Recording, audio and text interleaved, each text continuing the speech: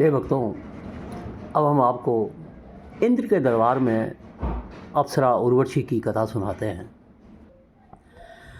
कथा का आरंभ भगवान विष्णु और इंद्र के साथ होता है। विष्णु जी तपस्या कर रहे थे और इंद्र को इससे संकट का अनुभव होने लगा। यदि भगवान विष्णु ने और शक्ति अर्जित कर ली तो वे स्वर्ग से इंद्र को उनके स्थान से हटा भी सकते हैं। इंद्र के दरबार में कुछ अप्सराएं थी जो नृत्य किया करती थी। इंद्र ने भगवान विष्णु के विरुद्ध एक चाल चली। उन्होंने अप्सराओं से कहा कि वे तपस्या कर रहे भगवान विष्णु के सामने जाकर नृत्य करके उनकी तपस्याओं को भंग करने का प्रयास करें। तब प्रेम के देवता कामदेव ने एक नई अप्सरा को बनाया और उसको नाम दिया उर्वशी। वह अप्सरा विशेष थी और सुंदर थी। उसके पास 2 मेमने थे जिन्हें उसने पाल रखा था। वह इतनी सुंदर थी कि वह भगवान विष्णु की तपस्या को भंग कर पाने में सफल रही और इंद्र की विजय हुई। अब इंद्र उर्वशी को अपने लिए चाहते थे, जबकि 2 अन्य देवता मित्र और वरुण भी उनको पाना चाहते थे, परंतु उर्वशी ने किसी के साथ भी जाने से मना कर दिया।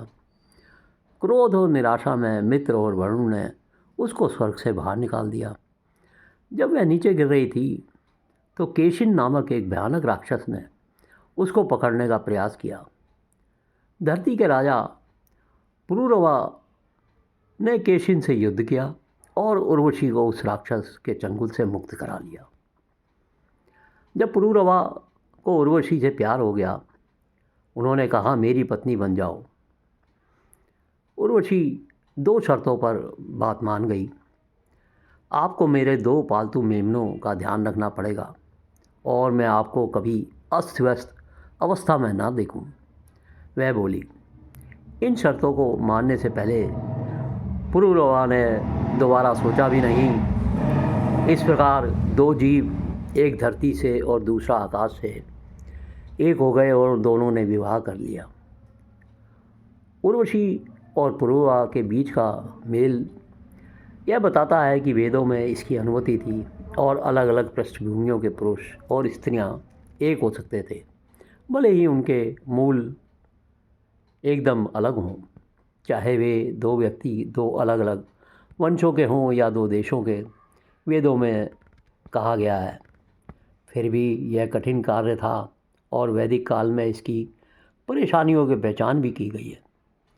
इंद्र के दरबार ने एक अच्छी नृत्यांगना को खो दिया। इंद्र तथा अन्य देवताओं को यह अच्छा नहीं लग रहा था कि उर्वशी धरती पर एक मनुष्य की पत्नी बनकर रहे।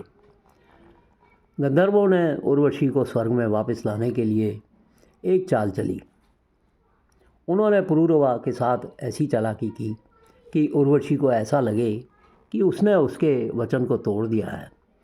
उन लोगों ने रात के समय उर्वशी के मेमनों को चुरा लिया और इससे पुरुरवा की नींद अचानक टूट गई। वह अस्त व्यस्त अवस्था में हो गया। उर्वशी ने कहा, तुमने अपना वचन भंग कर दिया है, और वह क्रोधित होकर कहने लगी कि मैं वापस स्वर्ग में जा रही हूँ। पुरुरवा ने उसे वापस लाने का प्रयास किया। हे मेरी पत्नी, पुरुरवा ने कहा, कुछ देर ठहरो और मुझसे बातें करो। तुम्हारे मीठे बोल मुझे बाद में प्रसन्नता देंगे। उर्वशी ने कहा, तुम्हें शब्दों से क्या प्रसन्नता मिल सकती है? मैं भी प्रवाह के क्षणभंगुर समय के समान अदृश्य हो जाने वाली हूँ। बहती पवन के समान तुम्हारे पास से मैं अभी चली जाऊँगी। पुरुरवा ने विलाप करते हुए कहा, मैं तुम्हारे बिना नहीं रह सकता। यदि मैं दृढ़ नहीं रहा तो अपने शस्त्र कैसे उठा पाऊँगा? मैं भी तुम्हारे विषय में सोचती हूँ। उर्वशी ने स्वीकार किया। मैं उन दिनों का स्मरण करती हूँ जो हम लोगों ने साथ बिताए थे। वह पुरुरवा के पास वापस आने के लिए मान गई। तब वह वहाँ रहने के लिए मानी जब तक कि एक पुत्र ना हो जाए। पुरुरवा इससे बहुत दुखी हो गए। उन्होंने कहा, तुमने कभी मुझे इतना प्रेम किया था, परंतु अब लगता नहीं कि तुमको मेरी चिंता है। क्या होगा यदि मुझे भेड़ियों ने चीर दिया और मैं अनजान भूमि पर अकेला मर जाऊं? उर्वशी ने कहा, काश ऐसा कभी नहीं हो। काश तुमको कभी कष्ट ना उठाना पड़े। मैं धरती पर तुम्हारे साथ बिताए अपने जीवन को सदा याद रखूंगी, परंतु मैं यहाँ नहीं रह सकती।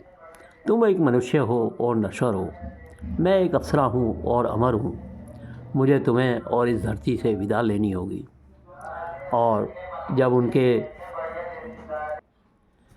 पुत्र आयुष का जन्म हुआ, तब उर्वशी अपने पति, घर और पुत्र को छोड़कर वापस इंद्र के दरबार में पहुंच गई। वहाँ वह अपने नृत्य से देवताओं का मनोरंजन करने लगी।